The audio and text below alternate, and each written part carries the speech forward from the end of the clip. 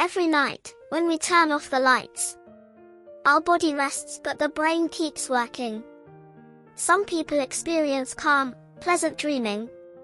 Others wake up from intense or stressful dreams.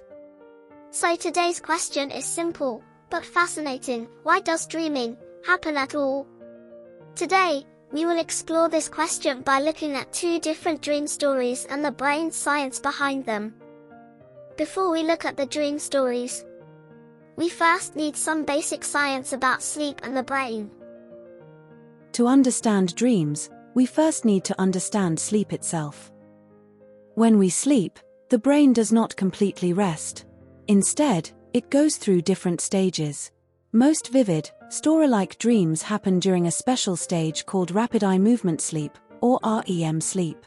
During REM sleep, the brain becomes very active even though the body is still.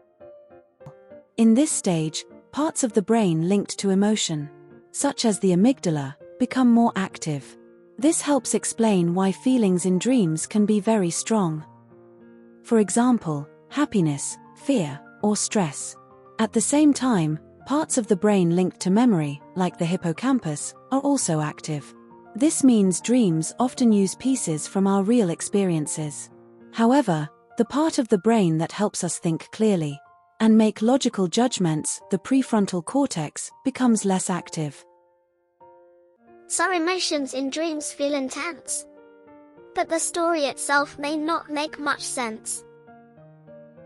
Exactly. Dreams are driven more by feelings and memories than by clear, logical thinking. Now, let's take a moment to review the key words from this part. You don't need to remember every word. We will focus on the most important ones together. First, let's read the words to remember. Please listen and read after me. Dream, sleep, brain, REM sleep, emotion, memory, experience. Next, let's look at the words to understand. You do not need to memorize these words. Just try to understand their meaning. Active, intense, stage, stressful, pleasant, logical, amygdala, hippocampus, prefrontal cortex. Great job! Remember, understanding the ideas is more important than memorizing every word. These words will help you better understand how dreams work. Let's start with our first example. Lily is a university student. Recently, life has been relatively stable, and she's looking forward to an upcoming trip. In her dream, she's flying freely along the seaside, feeling light, happy, and completely unburdened. Why would someone have a dream like this?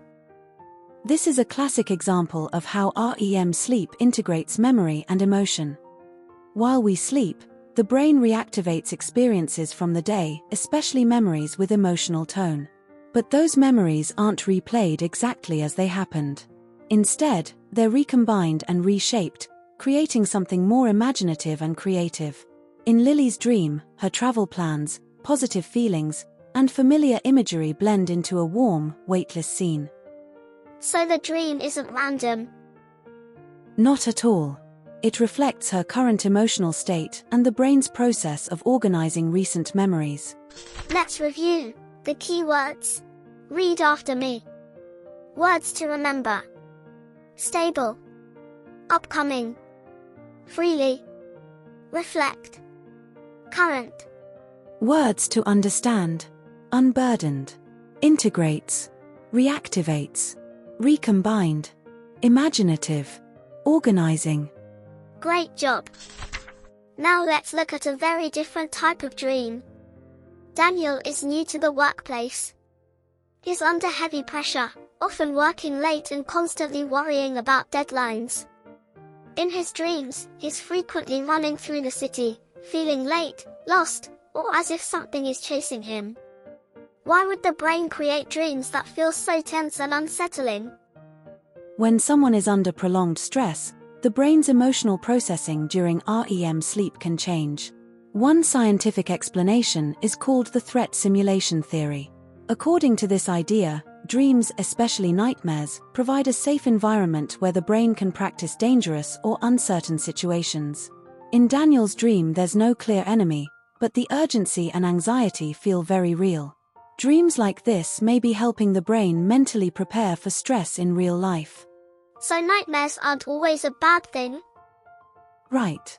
They may have an adaptive function, helping us process anxiety and uncertainty. Let's review the key words. Words to remember: pressure, deadline, frequently, stress. Words to understand: unsettling, prolonged, threat, adaptive. Good job. If dreams can serve these important functions, why do they often feel so strange and illogical? Because during REM sleep, the prefrontal cortex, responsible for logical reasoning, becomes much less active. Meanwhile, neural networks linked to emotion and free association become highly active. So dreaming is more like an emotion-driven associative process than a rational, coherent story. Alan Hobson proposed that the bizarre and illogical nature of dreams results from the brainstem's random activation during REM sleep, while the prefrontal cortex, the area responsible for logical reasoning, remains largely inactive. Building on this view, J. Allen Hobson and Robert McCarley suggested in their activation synthesis model, 1977, that dreams are the brain's attempt to synthesize meaningless neural signals into coherent stories, which explains why dreams often lack logic and continuity. Let's review the key words. Words to remember: logical, illogical, active, process. Words to understand: associative, coherent, activation, synthesize. Good job. So what do these two dreams tell us overall? Based on current research, dreaming doesn't exist to accomplish just one single task. Instead, dreams may help the brain at the same time to organize memories, regulate emotions, and simulate potential threats. In other words, dreaming may be a form of psychological maintenance the brain performs while the body rests. So next time you wake up and remember a strange dream, maybe you can see it in a different way. Overall, theories from Freud to modern neuroscience show that dreaming can be viewed from multiple angles: symbolic, biological, and functional. While dreams remain mysterious, they likely play a role in organizing memory and regulating emotion.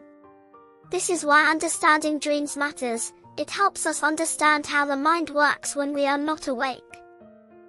It isn't meaningless noise. It may be your brain using images and emotions to process what you've lived through and how you feel. Let's review the key words. Words to remember: overall, instead, single, function, matter. Words to understand: unburdened, integrates, reactivates, maintenance, symbolic, biological, functional. Before we finish, let's try a few quick questions. There's no need to rush. Just think about what feels right. Question 1. Which group of words best helps explain how dreams work?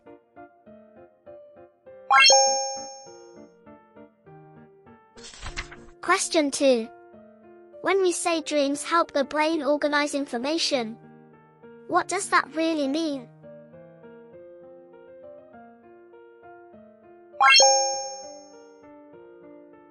Question 3. Which sentence uses scientific words to describe dreams more clearly?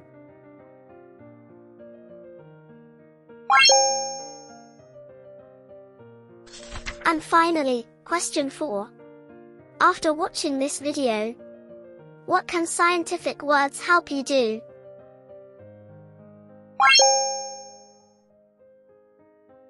Thanks for watching. Keep exploring. And see you next time.